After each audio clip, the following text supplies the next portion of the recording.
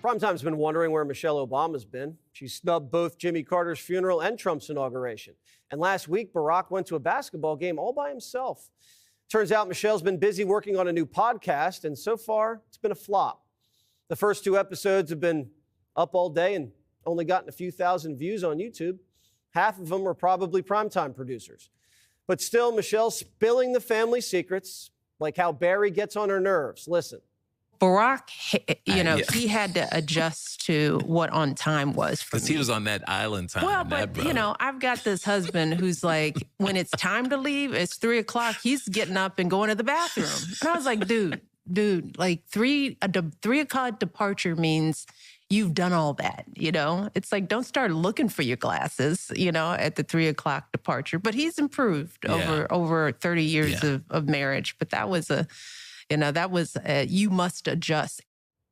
Michelle says her husband doesn't really like people, doesn't know how to talk to him, and doesn't even really care.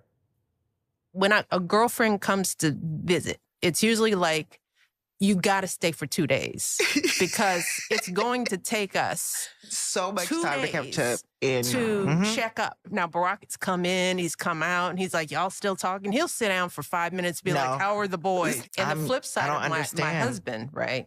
Because he golfs. And golfing takes as long as the first session of it takes 5 hours to golf. He'll golf with his buddies, come back, and be like, how's X? He's good. It's like, what'd y'all talk about? Nothing. Hate to break it to Michelle, but guys don't get deep on the course. Normally, when someone rags on their spouse, there's usually a little love. Like, Jimmy, he never listens, but he looks cute in his suit. But that wasn't cute. Did she drop this podcast to distance herself from Barack so she could run for president? Every politician starts a podcast right before they launch their next campaign. Looking at you, Gavin. And it turns out Michelle wasn't the only one who had problems with Barack when he was in office. Michelle says the kids were embarrassed too. Every year we'd have the turkey pardoning.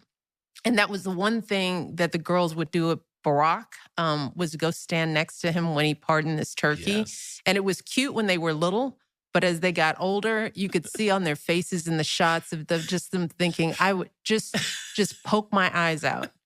Just right now, just get me out of here. I'm standing with my father telling these stupid jokes, next to a turkey.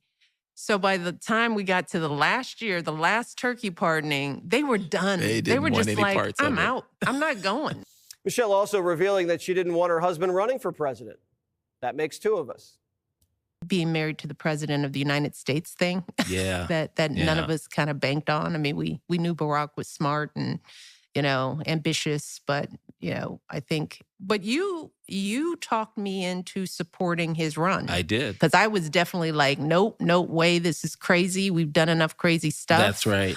That's right. Barack came to me and he's like, I can't convince your sister to go along with this. And I'm like, whoa, go along with what? And it's like, I think I'm going to run for president. And I was like, what?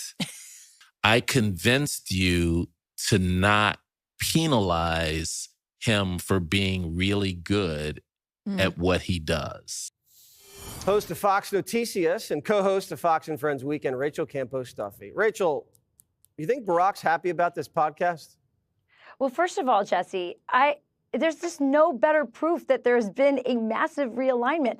How boring was all of this? This would have been such interesting stories about like 15 years ago. I'm like, I don't care about the girls and the turkey thing from 20 years ago. I don't care about any of these stories. I didn't even find them funny. Yeah, she's negative. Jesse, listen, she's always been negative and nasty. Do you remember when Melania Trump came on Inauguration Day in 2016 and she came bearing this beautiful, lovely gift, the most gracious gesture as they came to exchange the White House? And Michelle used that moment to mock her and say, well, she complained that, she didn't know where to put the box and how awkward it was for Melania to bring that over. But she's always been like that, like negative about, here's a country that elected her husband as president. We were never good enough. She was never really satisfied with anything. So it doesn't surprise me that she's petty. It's just a little more interesting, Jesse, because these two have, let's face it, been living very separate lives. And it's shocking because we've been told they were the perfect couple, that they were so in love. And yet, ever since he left office, all we've seen is separate lives. Well, she seems to be very much in love with her brother. To do a podcast with your brother or your sister, I don't know. And what's with the brother? Something seems off with him. What is it? I don't know. But listen, liberals have been wanting to break into this podcast platform medium for a long time. Conservatives have been so successful at it. It's basically what, helped Donald Trump right into the White House, showing, just who he is. And liberals can't seem to break into it. Are you saying that Michelle's doing this to maybe break into the podcast thing to launch a political career?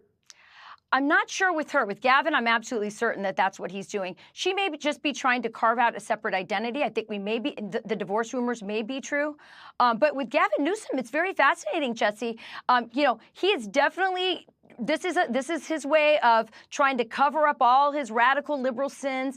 And frankly, if it was me deciding, I would tell all these Republicans and all these conservatives that are going on his show, don't normalize him. He's not normal. Remember when they said, don't normalize Donald Trump, and they never let him on all these wonderful shows? Well, guess what? Don't normalize Gavin Newsom and his radical, terrible policies, because he's just using Republicans to get himself into the White House, which will be terrible for this country. All right. And Rachel's got an interview with Marco Rubio. I do. I have an exclusive interview en español, Jesse. Oh. Tomorrow at 4 p.m., Marco Rubio and I sit down. We talk about everything from the border to what's going on in Panama, and the fact that Donald Trump is really trying to change things in the Western Hemisphere and show everybody that there's a new sheriff in town. So all right. we'll tell the that. secretary I said hello, and you're not doing a podcast. Hola. You're not doing a podcast with Sean, are you? You guys. We did have a podcast together. All right. We love each other. All right. You'd never say anything bad about him, I'm sure. Rachel, Nah. and tell your husband I said hi to. I sure will. All right. Bye. Adios, Jesse. Adios.